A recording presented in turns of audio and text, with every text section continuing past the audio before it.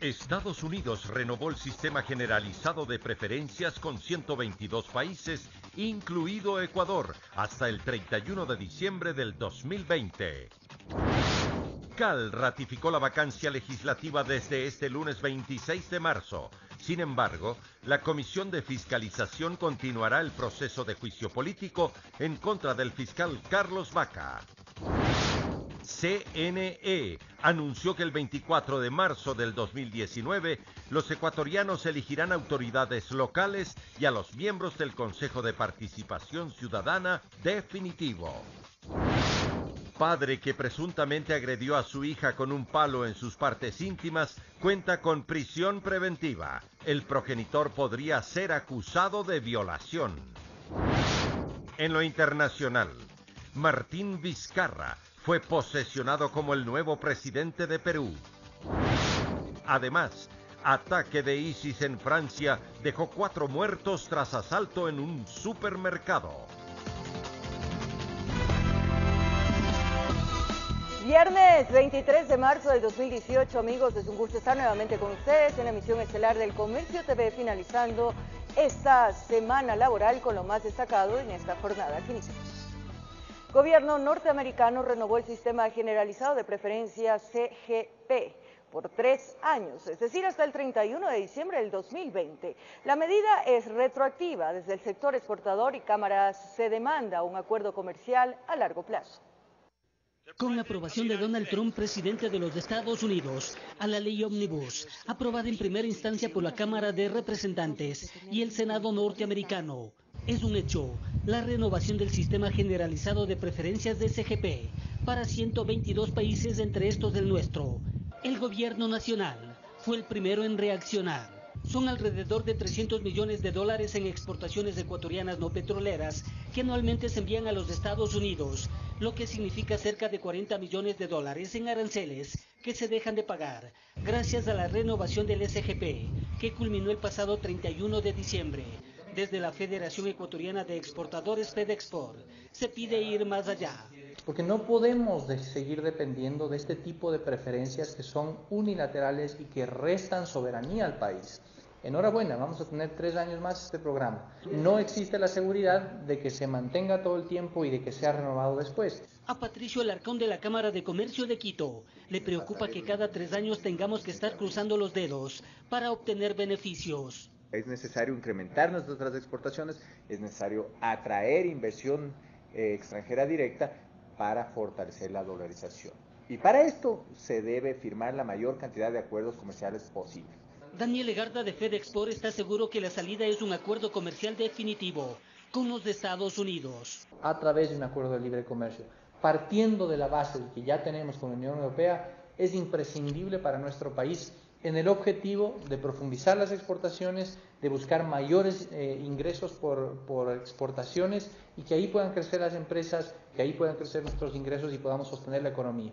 Si no, la única alternativa, que no es viable, es la deuda. Del sistema generalizado de preferencias arancelarias se benefician países en vías de desarrollo. Noticias que benefician a más de 840 productores exportadores, a más de 300 productos que actualmente vienen de empresas grandes, medianas y pequeñas, productos que llegan a los Estados Unidos con incentivos. Pero no nos conformamos con esto, vamos por más. Necesitamos ir a fortalecer dichos acuerdos, no solamente a estos 3 años que nos han dado. Vamos a buscar fortalecer relaciones en el largo plazo. Informó Héctor Romero. Mientras que el presidente Lenín Moreno se pronunció por la renovación de este acuerdo firmado con los Estados Unidos. Allí mencionó: buenas noticias, presidente de Estados Unidos Donald Trump firmó la renovación de las preferencias arancelarias para los productos ecuatorianos, nuevas oportunidades de empleo y beneficios para nuestra economía. Ahora, en el ámbito legislativo, les contamos que el Consejo de la Administración no aceptó los pedidos de algunos legisladores de suspender la vacancia. Aún no hay un acuerdo que logre concretar la reestructuración de la Asamblea. Este tema queda pendiente hasta el retorno de los asambleístas. Dentro de la Asamblea se busca destrabar el bloqueo interno. Esto luego de que no se logra concretar la tan anunciada reestructuración y luego de que la sesión para el efecto fuera suspendida este jueves. Eso tiene que darse en el momento en que haya acuerdos. Si no hay, vamos a tener que seguir funcionando como veníamos o estamos haciendo los esfuerzos para suplir los problemas. Tiene que reconformarse el Parlamento, porque en manos de Alianza País nos entregaron un Parlamento en crisis. Y con la salida de José Serrano estamos tratando de superar la crisis para entrar en un momento de transición. Pero la situación es compleja. Un reparto de las comisiones y del CAL es tarea difícil. Es que acá no hay cama para tanta gente. Que hay que entender de que la Asamblea Nacional tiene que ser administrada democráticamente al interior por las bancadas que están trabajando dentro de la misma. Esto, aunque sectores como la bancada del BIN afirman que ellos no buscan ninguna dignidad ni comisión. Lo que quieren es que la reorganización sea democrática. Dejamos a voluntad de la presidenta y de Alianza País que nos haga la propuesta si creen conveniente. Caso contrario, no tenemos ningún inconveniente también de quedarnos fuera. En el lado correísta ratifican que están dispuestos a renunciar a las dignidades que ostentan con la condición de que todos renuncien, aunque ellos interpusieron una demanda judicial para solicitar medidas cautelares y evitar una reestructuración. Solicitud que de paso ya fue negada. Si todos ponen a disposición sus cargos y llegamos a una posibilidad de consenso entre todas las fuerzas políticas, sería el camino que el país está esperando de la Asamblea Nacional. Es que para destrabar la Asamblea acá dicen que hay que dialogar transparentemente. Por ello, piden una reunión urgente de jefes de bancada con la presidenta de la Asamblea y el CAL. A fin de llegar a un acuerdo, porque los acuerdos no son malos. La negociación democrática tiene que hacerse, pero abiertamente, transparentemente. Los objetivos que nosotros estamos planteando para poder darles paso a la reconformación es trabajemos primero sobre una agenda legislativa. Mire, yo no descarto la necesidad de buscar un mecanismo en que todos los sectores tengan que estar representados, todos, incluidos los que ponen acción de protección. Los asambleístas se van a vacancia legislativa. Al regreso se conocerá si la Asamblea logra desbloquearse. Se negó mi petición expresa a nombre del movimiento Creo, así emitida, de que el receso legislativo se postergue. El argumento de quienes votaron en contra es que no es necesario por ahora el determinar la paralización del receso o postergar el mismo, sino que la presidenta podrá convocarnos del momento en que ella crea conveniente, aún estando en receso legislativo. Informó Javier Gallo. A pesar de la vacancia legislativa, la Comisión de Fiscalización abocará conocimiento del enjuiciamiento político en contra del fiscal general Carlos Vaca Mancheno este lunes a las 6 de la tarde. La Comisión de Fiscalización ya tiene en sus manos la documentación en torno al pedido de juicio político en contra del fiscal general Carlos Vaca. El proceso arrancará dentro de la comisión este próximo lunes a las 18 horas. Tenemos 5 días para abocar conocimiento, eso significa que máximo lunes o martes debemos de hacerlo e inmediatamente iniciar con lo que corresponde ya al proceso de recabar las pruebas de cargo y de descargo. Es que para la Asamblea este es un tema urgente. Dicen que no quieren alargar por más tiempo el análisis de una posible interpelación a Carlos Vaca en el Pleno. Después de que la comisión aboque conocimiento de este pedido, los plazos comienzan a correr para que los legisladores proponentes del juicio presenten sus pruebas de cargo y el fiscal se defienda. Tiene que conocer el juicio, es decir, esta resolución del CAL, se tiene que aprobar un calendario para la presentación de pruebas de cargo, de descargos. Se estima que todo el proceso de enjuiciamiento en contra del fiscal general dure al menos 30 días, informó Javier Gallo. Y nuevamente la Asamblea Nacional tuvo que ser evacuada la mañana de este viernes tras una llamada con amenaza de bomba. La inspección realizada por efectivos de la élite de la Policía Nacional determinó que el llamado fue falso. Inmediatamente la autoridad montó un operativo para localizar y capturar a la persona responsable del incidente, que ya está a órdenes de los jueces correspondientes. Tuvimos una segunda llamada, la segunda llamada fue realizada por las queseras del medio, esto también nos ayudó para que se desplace el operativo que se encontraba en la parte externa de aquí de la Asamblea y haciendo una triangulación de las llamadas, el personal policial de territorio de Manuelita Sáenz con las unidades especializadas procedieron a la detención de un presunto responsable. Las denuncias anteriores nos ha servido mucho porque con eso el personal especializado ha estado perfilando la persona. Entonces lo que este momento ha sido ya trasladado el presunto responsable ante las autoridades. Y una demanda de inconstitucionalidad se anuncia en contra de la ley reformatoria a la ley orgánica del Consejo de Participación Ciudadana y Control Social. La ley reformatoria a la ley orgánica del Consejo de Participación Ciudadana y Control Social todavía no termina de nacer y ya se anuncian acciones legales en su contra. En el caso de que el presidente Moreno no vete esta ley y la envíe directamente al registro oficial, lo anticipamos que presentaremos ante la Corte Constitucional una acción de inconstitucionalidad contra esta ley para garantizar que la ciudadanía tenga pleno acceso al proceso de designación del Consejo Definitivo. Hablaremos con las instancias internacionales que observan los procesos democráticos en el mundo. Organizaciones que forman parte de la Plataforma por la Defensa de la Democracia y Derechos Humanos de Ecuador y la Fundación Ciudadana y Desarrollo cuestionan lo aprobado en la Asamblea Nacional el pasado 21 de marzo. La Asamblea Nacional no observó el artículo 84 de nuestra Constitución que le obliga a que cualquier adecuamiento, a cualquier reforma normativa se ajuste a la Constitución y respete los tratados internacionales. Discrepan en que entre los requisitos para los candidatos del Consejo de Participación Ciudadana y Control Social Definitivo, que serán elegidos en las elecciones del 2019, conste que deban tener título de tercer nivel, registrado en la Secretaría Nacional de Educación Superior. Estamos totalmente en contra de una serie de trabas disfrazadas que lo único que hacen es vulnerar derechos y limitar la participación de la ciudadanía. En primer lugar, se deja de lado a un sector importante de la población, que son las organizaciones de la sociedad civil de hecho. Todo el proyecto de ley se refiere a las organizaciones legalmente constituidas. Otro punto de controversia es que cada sufragante deberá elegir 3 hombres, 3 mujeres y un indígena, afrodescendiente o montubio. El direccionamiento que pretende hacer esta ley del voto es un direccionamiento realmente contrario al derecho al sufragio de libre elección, de secreto, de voto universal y en condiciones igualitarias de los candidatos. La última palabra la tiene el Ejecutivo, informó Héctor Romero. En otro tema, la vicepresidenta María Alejandra Vicuña cumplió varias actividades en la ciudad de Guayaquil, entre ellas la inauguración de un centro de salud tipo C. María Alejandra Vicuña, vicepresidenta del Ecuador, cumplía agenda en Guayaquil y una de las primeras actividades fue en una radio, en donde dio declaraciones respecto a los últimos acontecimientos suscitados en Esmeraldas. Solidarizamos profundamente con los familiares de las víctimas de estos 3 héroes de la patria, de estos 3 infantes de Marina, muy jóvenes que perdieron la vida precisamente con este atentado que repudia el pueblo ecuatoriano y frente al cual habrá una respuesta contundente. Y que las autoridades ya trabajan para evitar que situaciones como esta se repitan.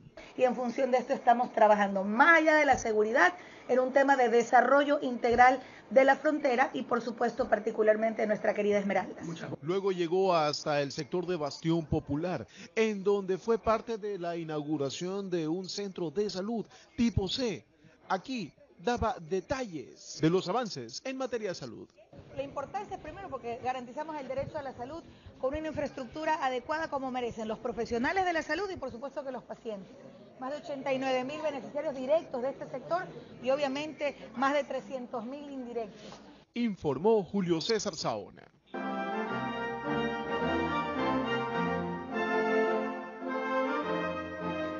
Así es, Martín Vizcarra se convirtió en el nuevo presidente del Perú después que el Congreso aceptara la renuncia de Pedro Pablo Kuczynski. Vizcarra destacó que trabajará por la unión de los peruanos. Yo, Martín Alberto Vizcarra Cornejo, juro por Dios y por la patria que ejerceré fielmente el cargo de presidente de la República que asumo de acuerdo con la Constitución Política del Perú, que defenderé la soberanía nacional, la integridad física y moral de la República y la independencia de sus instituciones democráticas, y que cumpliré y haré cumplir la Constitución política y las leyes del Perú. De esta forma, Martín Vizcarra asumió la presidencia de Perú hasta el 2021, al ser juramentado por el Congreso Nacional tras aceptar la renuncia de Pedro Pablo Kuczynski. Vizcarra hizo referencia a la situación política del país. Estamos llegando al bicentenario de nuestra patria en una situación de inestabilidad y zozobra institucional que ningún peruano podría desear. Llegó el momento de decir basta. Durante su primer mensaje a la nación como presidente de la República, Vizcarra anunció que su primer paso será conformar un gabinete ministerial totalmente nuevo. Además prometió que será firme en la lucha contra la corrupción, haciendo alusión a los escándalos en los que estuvo inmerso Kuczynski.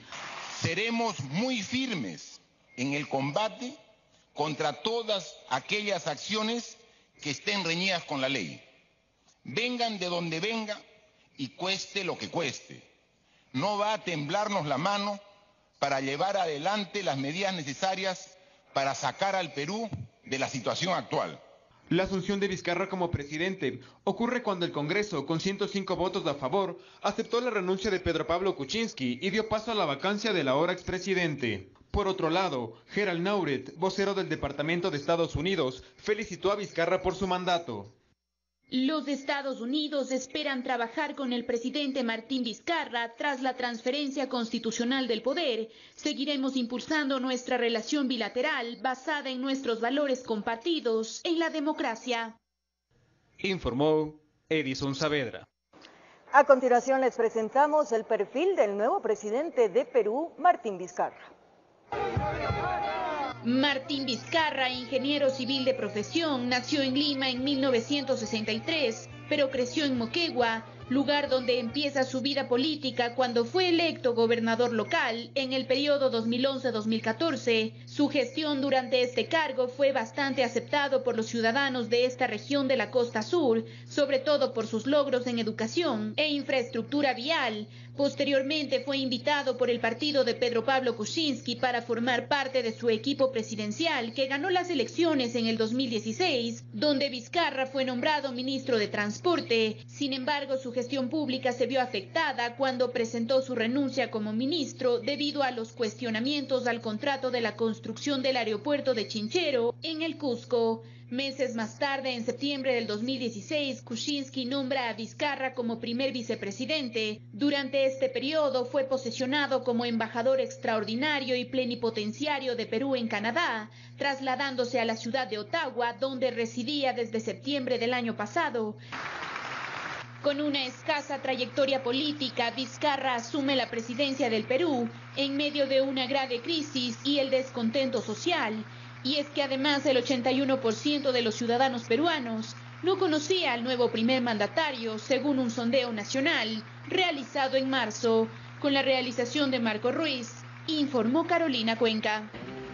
Y tras conocer la trayectoria del nuevo presidente de Perú, nos vamos a nuestra primera pausa, amigos televidentes. Al regresar en el Comercio TV, un padre que presuntamente agredió a su hijo con un palo en sus partes íntimas cuenta con prisión preventiva. El progenitor podría ser acusado de violación. Y en Quito, 2 presuntos sacapitas fueron detenidos por agentes motorizados de la Policía Nacional cuando intentaban robar $5.000. Ya volvemos en TVC.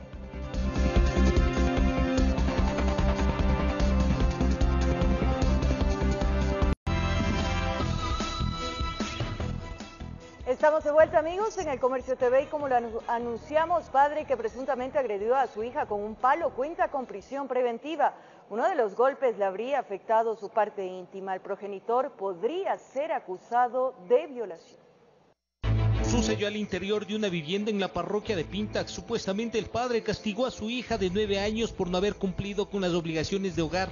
Según el parte policial, uno de los golpes lesionó su parte íntima. El examen médico legista confirmó que hubo agresión. La médico legista prácticamente determina que hubo una presunta violación producto del objeto contundente. El padre fue detenido en la casa. La menor, asistida por agentes de la DINAPEN, intentó justificar los golpes y la agresión. Supuestamente dijo que nunca quiso hacer daño a la niña, que está arrepentido, pero ya era demasiado tarde. Al ingresar la policía al domicilio, verifica el interior, la prenda de vestir de la niña y constata de que efectivamente existían máculas de sangre en el mismo. En la audiencia de flagrancia, el juez penal ordenó prisión preventiva por 30 días por el presunto delito de violación. La menor recibe ayuda psicológica para superar los golpes que presuntamente le propinó su propio padre. La violación, como está estipulado en el Código Orgánico Integral Penal, manifiesta de que no necesariamente la violación tiene que ser con un acto sexual. Un hecho que debe llegar a la conciencia de los padres o de quienes tienen la responsabilidad de cuidar y proteger a menores. Un descuido o un momento de rabia puede traer consecuencias fatales. Las medidas correctivas que tomen los padres con sus hijos deben ser bien realizadas y bien, no dejarnos llevar por el momento, porque en muchos de los casos conllevan a consecuencias fatales. Un caso que deja una familia dividida, el padre preso, la madre con sentimientos encontrados, su pequeña afectada supuestamente por el castigo que le propinó el progenitor. A su corta edad seguramente más pudo a las ganas de jugar que cumplir con las tareas de casa, mejor dicho, actividades de grandes. En Quito informó Iván Casano. Y un niño de 13 años de edad que se movilizaba en una bicicleta murió luego de ser atropellado por un bus interprovincial en la vía Puyo-Macas. La población donde se dio este lamentable suceso reaccionó y decidió retener el vehículo reclamando el pago de una indemnización. Una nueva víctima mortal se registró a 60 kilómetros de Puyo, en la vía Macas, en la comunidad de Chubitayo, en Pastaza, luego de que un bus de la cooperativa San Francisco atropellara a un menor de 13 años de edad mientras conducía una bicicleta. Se ha suscitado un accidente de tránsito de tipología choque frontal entre una bicicleta que era conducido por un adolescente de esta comunidad y un bus de la cooperativa San Francisco. El levantamiento del cadáver lo realizó el fiscal de turno y fue llevado a Puyo para que se le practique la necropsia de ley. Adolescente de 13 años, Dani Sandú Mukushi, de la nacionalidad Shuar, quien había sido atropellado por la San Francisco disco número 50. Las causas del trágico hecho están bajo investigación de expertos de la Unidad de Accidentes de Tránsito de la Policía Nacional, que levantaron información en el lugar. Y pues esperemos que las investigaciones determinen cuáles fueron las causas que suscitaron este accidente. Los comuneros reaccionaron indignados y bastante molestos ante este nuevo hecho. Dicen que en los últimos meses 4 personas han muerto en ese mismo sector y ese accidente habría sido producto de la alta velocidad en la que circulaba el bus por el lugar. Esto no pasa por primera vez, esto pasa por cuarta vez. Los comuneros decidieron retener la unidad de transporte y no entregarlo mientras no haya el pago de una indemnización. Mamá dijo $100,000 voy a plantear porque este carro cuesta 100,000. Si no quiere pagar ese, vamos a quemar. El pueblo va a hacer eso. Los enardecidos habitantes de la zona señalaron que por suerte el chofer pudo huir del sitio antes de que lo linchen. Desde la provincia de Pastaza informó Carmita Argotti. Recorremos el país. En el norte de Quito, 2 presuntos sacapintas fueron detenidos por agentes motorizados de la Policía Nacional. Ellos iban tras $5,000. El robo fue frustrado gracias a la oportuna intervención de los uniformados. Tal vez el exceso de confianza o en este caso que la agencia bancaria estaba ubicada a 2 cuadras del local a donde tenía que llevar la plata, por poco le cuesta la vida. Desde el banco le siguieron 2 sujetos en una motocicleta y antes que se les caiga el plan, uno de los sospechosos abordó a quien llevaba la plata. En el forcejeo cayeron al piso y el delincuente con arma en mano estuvo a milímetros de tirar del gatillo.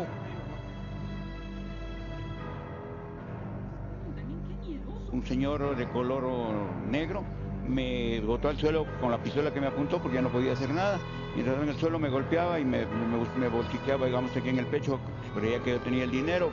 Un buen vecino se percató del robo bajo la modalidad de sacapintas que estaba en marcha. Avisó a un agente motorizado, quien pidió ayuda por radio. Se sumaron más policías y le cerraron el paso. Cuando vieron a los uniformados intentaron emprender la huida, pero ya era demasiado tarde. Pidan al 911 el traslado de valores y que les resguarde la policía. La moto que supuestamente utilizaban para delinquir estaba reportada como robada. Uno de ellos cargaba un revólver con su respectiva munición. Es decir, querían los $5,000, pero se les cayó el negocio. La policía frustró el robo. Ventajosamente todo quedó en susto. Y gracias a las personas que se encontraban en el lugar alertan al policía, el policía empieza la persecución, inmediatamente le abordan a los dos ocupantes con la moto. Los sospechosos detenidos en plena acción, un ecuatoriano y un colombiano, se paseaban en vehículo ajeno y no precisamente conociendo la ciudad, sino perfilando clientes bancarios. Han querido hacer intento de robo a mano armada. Cogí a las personas con ayuda de la ciudadanía. Esposados fueron llevados a flagrancia para responder qué hacían con moto robada y con revólver en cintura. En Quito informó Iván Casamen. Y asaltan un consultorio médico ubicado en el sur del puerto principal. Una cámara de seguridad captó los instantes del robo. Veamos.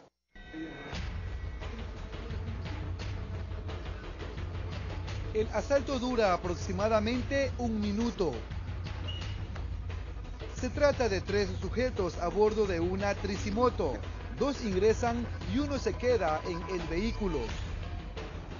En el video se observa que uno de los malhechores amenaza con un arma de fuego a una de las víctimas. Fuimos a una consulta médica, entonces entraron 2 tipos al consultorio y nos amenazaron con arma y con cuchillo. Se nos llevaron los teléfonos, a mi novio se le llevaron los zapatos y a la doctora el dinero. Ellos ya se iban, como me vieron los zapatos, de allá se regresaron de nuevo, de la puerta, se regresó. El que estaba preso se regresó. ¿Qué le dijo? Quiero tus zapatos, ¿cómo le dijo? No, pues me dice, los zapatos. Pues me los sacó, el más mío me los sacó. El asalto se produjo en la cooperativa Guayaquil, en el Guasmo Sur, populoso sector del puerto principal. Luego del atraco, una de las afectadas corrió detrás de los antisociales y pidió ayuda. Afortunadamente, la policía capturó a uno de ellos. Se anotaron las placas de la motocicleta en la que ellos se movilizaban y se dio con él directamente. Es reconocido por la víctima y el evento además quedó registrado en un video. El aprehendido fue puesto en manos de la Fiscalía. ¿A qué delito se enfrentaría el sospechoso? Al delito de robo con violencia contra las personas, que se encuentra tipificado en el artículo 189, inciso primero del Código Orgánico Integral Penal, con una pena privativa de libertad que va desde los 5 a los 7 años. Informó Jorge Salazar.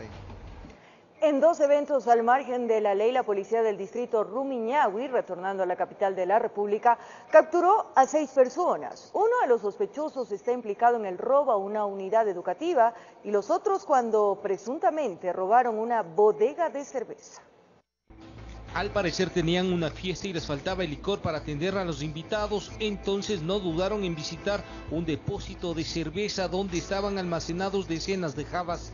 Los sospechosos acabaron con las seguridades del local e ingresaron con camioneta incluida para cargar el licor. Ponga la respectiva denuncia, ya que ellos venían afectando a todo este sector de Molinuco. Cuando la policía fue advertida del hecho, organizó un operativo, identificó el vehículo, con ese hilo conductor allanó un domicilio donde encontró parte de las evidencias. Se puede llegar a determinar de que un vehículo se encontraba transportando cierto tipo de evidencias que al parar la marcha se puede constatar que estos no pueden justificar su procedencia. Los sospechosos se llevaron todo lo que encontraron en el interior. Entre los artículos estaban una nevera, grabadora, televisores y más de 90 jabas de cerveza. Es así que se allanan 2 domicilios de los detenidos y se pueden encontrar varias evidencias que son producto del robo en la madrugada. Mientras a este individuo lo denunció la comunidad, fue visto saliendo de una institución educativa con artículos de computación. La rápida respuesta de la policía permitió ubicarlo cuando abandonaba su domicilio. Pudimos allanar un domicilio donde se fueron encontradas las evidencias que fueron sustraídas. En el interior, un monitor, CPU, parlantes, artículos que no pudo justificar la procedencia, al menos estaría implicado en el robo de 3 unidades educativas. Fue netamente identificado que realizó el robo en la unidad educativa. Las investigaciones apuntan a saber si los detenidos estarían implicados en otros eventos delictivos como robo a locales comerciales y viviendas en el sector de Sangolquí y sus alrededores. En Quito informó Iván Casamen. El reforzamiento del personal policial en los distintos puntos fronterizos con Colombia permite identificar casos de personas que llevan bajo distintas modalidades marihuana, heroína o cocaína. Las mulas, como se los denomina, son quienes acceden a cargar la droga y en su mayoría de nacionalidad colombiana. Varias personas fueron detenidas por este delito. Viajaba en un transporte público con destino a Guayaquil. Tiene 25 años y es colombiano. De acuerdo a las primeras investigaciones, se conoce que fue en Cali en donde lo reclutaron para llevar desde Ipiales hasta el puerto principal estas cápsulas de heroína, por lo que le pagarían 5 millones de pesos, es decir, $2.000. Se le detecta que lleva ingerido 101 cápsulas que pretendían ser transportadas de la ciudad de Guayaquil, ingeridas en el estómago. Lamentablemente, como es heroína, esta droga se está vendiendo mucho allá y pensamos que es para el tráfico de consumo interno. Durante el interrogatorio dio a conocer que una mujer lo acompañaba en otro transporte bajo la misma modalidad, por lo que los agentes iniciaron el barrido correspondiente, encontrando a una joven de 19 años con varias cápsulas de heroína. Llevaba cápsulas también, había recibido la disposición de que se ingiera, pero por ese mismo temor no las ingirió, sin embargo fueron aprehendidas en el interior de los zapatos que transportaban. En una caja de cartón estaban 2 cilindros que de acuerdo a quien los transportaba eran repuestos de una máquina. Al realizar la inspección taladrando el metal encontraron más de 5 kilos de marihuana tipo creepy, que se presume iba destinado al microexpendio en esta ciudad. Un ciudadano ecuatoriano fue detenido. Decían eran para moler caña, dentro de los cuales había una considerable cantidad de marihuana. En el control que realizan los agentes a un vehículo con placas de Pichincha, en donde viajaba una familia que aparentemente estaba de paseo, se encontró 2 cocinas en cuyo interior había marihuana. 2 cocinas en las cuales en su estructura llevaba de igual manera marihuana con un peso de 10 kilos. Este ciudadano colombiano de igual manera fue detenido. Es increíble pensar que en estas 2 bicicletas se transportaban varios kilos de marihuana. 2 jóvenes de nacionalidad colombiana fueron detenidos. En el cuadro y en los tubos de la bicicleta se transportaba marihuana con un peso aproximado de 3 kilos entre las 2 bicicletas. Los resultados evidencian que los diferentes puntos de la frontera sirven para que los microexpendedores y las llamadas mulas del narcotráfico puedan pasar diferentes tipos de sustancias ilícitas y así contaminar los mercados en las ciudades ecuatorianas. Desde la frontera con Colombia, informa Miriam Enríquez. La Policía Nacional, tras la ejecución de las operaciones Impacto 112 e Impacto 113, logró la desarticulación de una banda dedicada al microtráfico de drogas, así como de una familia que se dedicaba al lavado de activos. El modus operandi de esta organización ilícita habría sido la usura. Fue la operación Impacto 113 que concretó la captura de una organización familiar que se dedicaba al lavado de activos en las provincias de Tungurahua y Pichincha. 8 bienes inmuebles fueron allanados, 5 detenidos ecuatorianos. No registran antecedentes estas personas. Tras varios meses de investigaciones por parte de la Unidad de Lavado de Activos de la Policía Nacional, se habría identificado que la banda liderada por una pareja movió entre el año 2005 y 2017 un monto de más de $42.786.000 y de $3.666.000 en la adquisición de inmuebles y vehículos. Es decir, estamos hablando de más de cerca de $50 millones que había movido, que había generado esta organización. En este caso se habrían incorporado a las evidencias 11 equipos celulares y 9 vehículos de alta gama valorados en $500,000. La policía espera que la Fiscalía solicite al juez la incautación de 28 inmuebles y de alrededor de 60 vehículos más. La persona que es la cabeza de esta organización delictiva tiene una orden de captura por el delito de usura. Es uno de los más buscados en la provincia de Tungurahua. Y el modus operandi era tratar de hacer parecer lícito el origen ilícito de la usura mediante compra, venta, comisión de vehículos. Por otra parte, en la operación Impacto 112 se habrían concretado la desarticulación de una organización delictiva dedicada al microtráfico de drogas. 16 inmuebles fueron allanados en Quito, en sucumbíos de Ibarra. 25 personas detenidas, de ellas 24 ecuatorianos y una de nacionalidad colombiana, 2 son menores de edad. Según la policía, la investigación para proceder a la acción efectiva del operativo habría conllevado un trabajo de 6 meses. Han sido aprehendidos por el momento los ciudadanos que se dedicaban a abastecer, a distribuir, a transportar y a expender. Conforme a las investigaciones, la droga era acopiada en un inmueble de Santa Rosa de Chillogado y posteriormente distribuida en al menos 12 barrios ubicados en el sur y centro de la capital de la República. 50.000 gramos de marihuana, 970 gramos de cocaína, 2 vehículos y 2 armas de fuego fueron algunos de los indicios encontrados en este operativo, informó Javier Rosero. Seguimos en El Comercio TV, amigos televidentes, y les contamos que por unanimidad el Pleno del Consejo Nacional Electoral aprobó el plan operativo, cronograma y presupuesto para las elecciones del año 2019. Además, declaró el inicio del periodo electoral. Al interior del Pleno existió discrepancia sobre los más de 141 millones de dólares que se presupuesta para estas votaciones.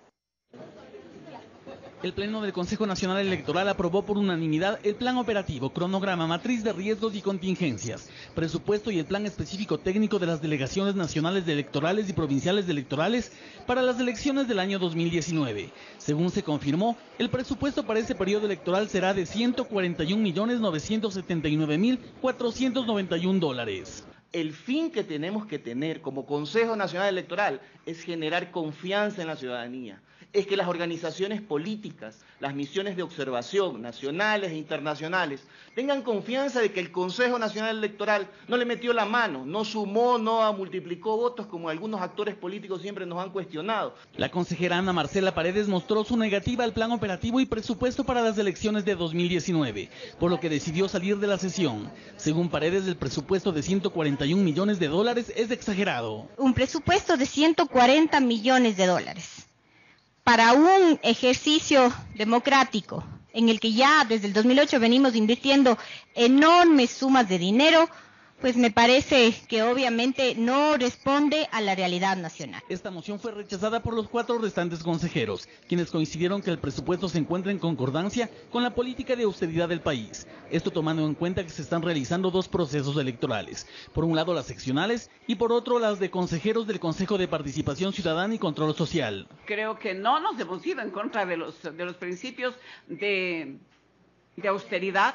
Para nada. Es un presupuesto, coincido con mis compañeros, completamente razonable, es un presupuesto apegado a la realidad, tiene muchas medidas de austeridad, tomando en cuenta que en un solo día se van a realizar 2 procesos electorales. La papeleta para aquellos ciudadanos que se postulen al Consejo de Participación Ciudadana y Control Social contendría una lista de mujeres, otra de hombres y otra para pueblos y nacionalidades indígenas. Puede ser de este porte tan larga como sea, es decir, en temas de diseños y papelería nosotros tenemos que ajustarnos a lo que dice la norma y obviamente al número de postulantes. El Consejo Nacional Electoral prevé cerrar el registro electoral en 13.425.896 electores, de los cuales 427.000 estarían empadronados en el extranjero. Por ese número de personas que van a sufragar es que vamos a tener un total de 39.814 juntas receptoras del voto. ¿Por qué?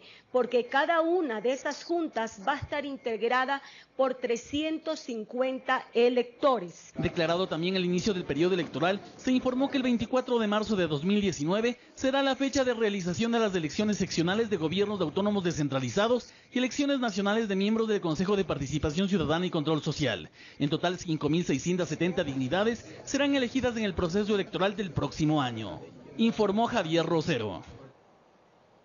Y ahora les contamos que luego de los trabajos realizados por el Metro de Quito, la Plaza de San Francisco es reabierta a la ciudadanía. Nuestra compañera Carolina Basante nos tiene más detalles. Carolina, muy buenas noches. Se da una gran fiesta en el centro histórico de la capital. Adelante. Hola María Fernanda y amigos televidentes, buenas noches. A pesar del frío y de la lluvia que cayó esta tarde en la capital, centenares de ciudadanos se dieron cita a este evento que está realizando el municipio a propósito de la reapertura de la Plaza de San Francisco, que estuvo cerrada durante 2 años por la construcción de una parada del Metro de Quito que se está construyendo como subterráneo aquí. Como les comentaba, fueron 2 años que estuvo cerrada esta parada y se abre justamente a propósito de la Semana Mayor que empieza, porque desde el Viernes Santo saldrá aquí la procesión del Jesús del Gran Poder. En estos momentos está por iniciar este evento en el que se presentará la banda municipal, se está preparando también un coro del municipio. Recordemos que más de 100.000 rocas de esta icónica plaza del casco colonial fueron retiradas y justamente se hizo un trabajo especial para que las mismas piedras sean colocadas en los mismos lugares debido a un protocolo específico. Esto porque la Plaza de San Francisco forma parte del casco colonial del centro histórico que fue hace 40 años nombrado como Patrimonio Cultural de la Humanidad por la UNESCO. Nosotros permaneceremos aquí para compartir con la ciudadanía también y con las autoridades que están próximas a llegar para este especial evento, como les comentábamos. Continuamos contigo, María Fernanda, volvemos a estudios, que tengan una buena noche. Es momento de despedirnos, amigos, que tengan un buen fin de semana, que lo disfruten en compañía de sus familias y seres queridos. Todos nuestros mejores deseos para ustedes. Gracias por su compañía, cariño y sintonía. Un abrazo grande.